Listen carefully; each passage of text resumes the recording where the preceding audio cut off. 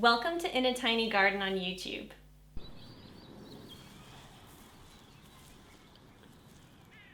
There will be 3 parts to this channel.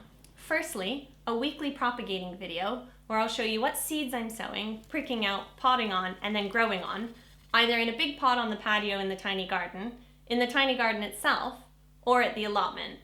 Secondly, I'm going to bring you tiny garden and allotment tours so you can see what's blooming and growing.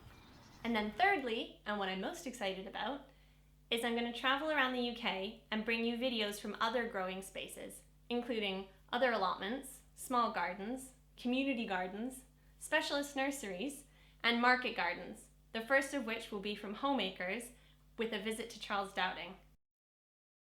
My growing journey started at a young age, but it wasn't until I had a sunny windowsill in a rented flat in London that I really started growing my own, but it was just herbs and microgreens.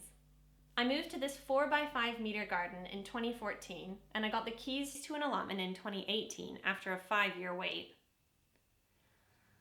I grow plants that flower at different times of the year to feed the pollinators, and after reading about and attending lectures on soil in previous years, I was raring to go full no-dig at the allotment and remain peat-free and organic in the garden.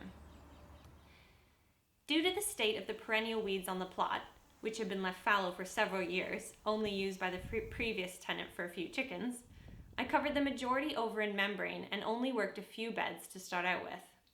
This is conveniently both a way to kill weeds organically and also good for not biting off more than you can chew, especially if you're brand new to growing or have limited time to spend on it. It takes a lot of time to get a plot covered in couch grass and bindweed to a manageable state organically and without digging, especially if you don't have access to a ton of compost at the start. But my advice is to be patient and start small.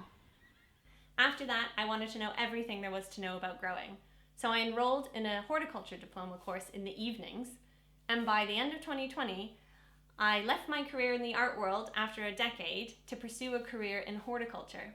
So we'll see exactly what that entails, but in the meantime, I want to bring you inspiration from my garden and my allotment here on YouTube. So, let's get growing.